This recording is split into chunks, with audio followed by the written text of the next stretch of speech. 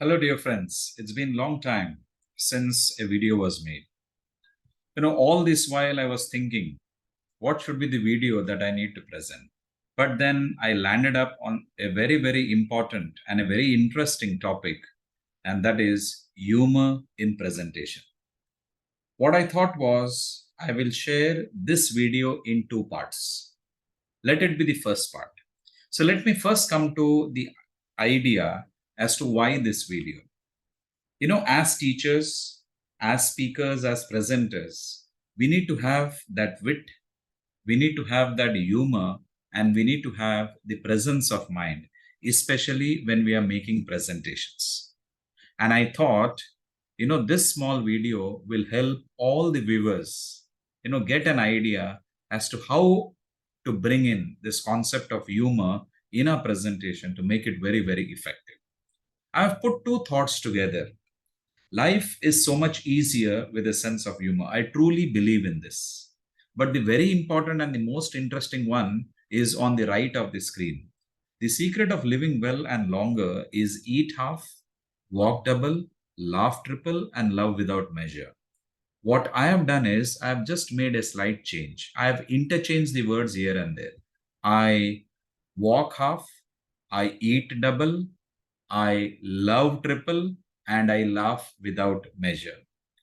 Some thoughts which I'm going to share right now are, original, what I have understood and what I have come across in the course of this teaching for the last 23 years. How many of you all talk to your pen?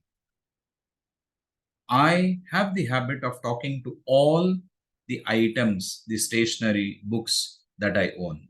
Especially, I talk to my pen a little more. When I have an exam the next day, the previous night I talk to my pen and tell that you need to be at your best tomorrow. And the pen happily smiles and replies, "Don't worry, buddy, I'm there with you." As a human being, we need to see humor in everyday life. Right from missing the bus early in the morning to excess salt that is added in your dinner, which is prepared either by your wife or in laws, it has humor. When it comes to bus, I remember a beautiful incident. There was this thin, tall conductor. He would go around in the bus asking for tickets as soon as the passenger walked into the bus. So, as usual, a well built, muscular man got into a bus, and the conductor went very closer to him and in a very soft voice said, "Ticket, ticket, ticket." The muscular man stared at the conductor and said, "Anna does not buy a ticket." This was like a thunderbolt from a blue sky. Then the conductor looked at his hand. The conductor thought his two legs and two hands put together was that passenger's one hand.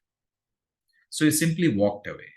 Next day, again, same bus stop, the passenger, the muscular man, walks into the bus and takes his seat. Today, the conductor stands a little away from the passenger and tries to get his attention and says, "Ticket, ticket, ticket." Again, the muscular man stares at the conductor and said, "Anna does not buy a ticket." Now, the conductor has lost sleep. For the first time, a passenger is traveling ticketless in my bus. Tomorrow, I may have another one. And as I move forward, I will be thrown out of my job. So I cannot allow this to continue. I need to put an end to this. This is a true incident. Conductor enrolls for a course in gymnasium. For the next 3-4 months, Anna does not buy a ticket continues to happen. And one day, after 4 months, the conductor is also well built, and he says, "Today is the last day of the ticketless traveler in my bus." He gathers enough courage, waits for the bus stop. The muscular man takes his seat, and this time gathers courage, goes very closer to that passenger, and a very confident and a very loud voice says, "Ticket, ticket, ticket." Again, the muscular man stares at the conductor and says, "Anna does not buy a ticket." So conductor, questions him, why Anna does not buy a ticket. The passenger removes something from his pocket and he says, "Because Anna has got a bus pass." This is a beautiful story that we share. Communication should be timely, or else you can only see humor. Would you travel in a plane where the announcement is made?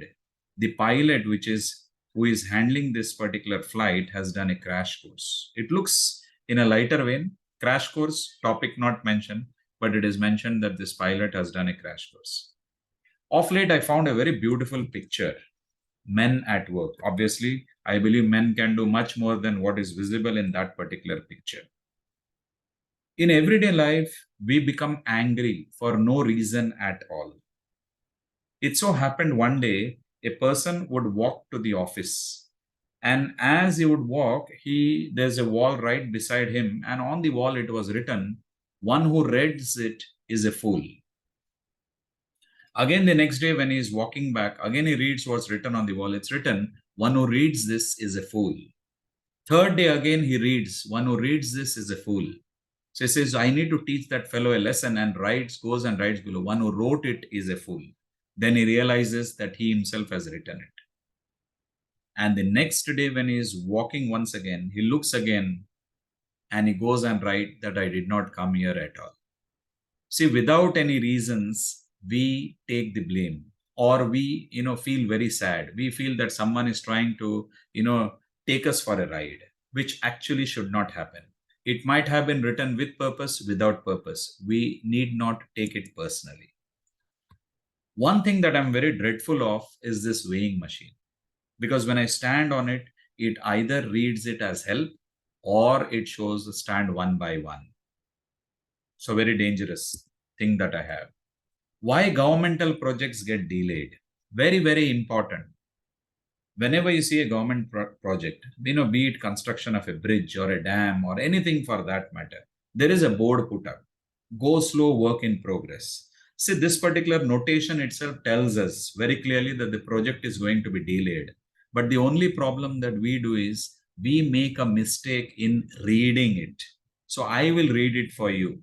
It's very clearly written that this project is going to take a lot of time, because it's written, go slow, work in progress. So how you read it is very, very important. You cannot read as it is shown right there.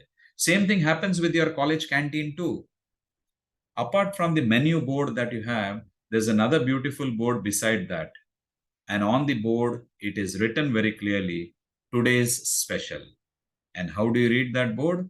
Not as today's special, but 2 days special. We need to understand this. And as a human being, we need to have the presence of mind. I would raise a certain question whose answers you will have to reply to me in the YouTube chat, so that I am pretty sure that you have answered or you have got it right. There's an electric train which is moving from north to south, and there is a wind blowing from east to west. Once again, I repeat, there's an electric train moving from north to south. The wind is blowing from east to west. So my question is, in which direction will the smoke travel? So once again, in which direction will the smoke travel? So thank you for your time. Hope to see you in the second part of this video very, very soon. Thank you.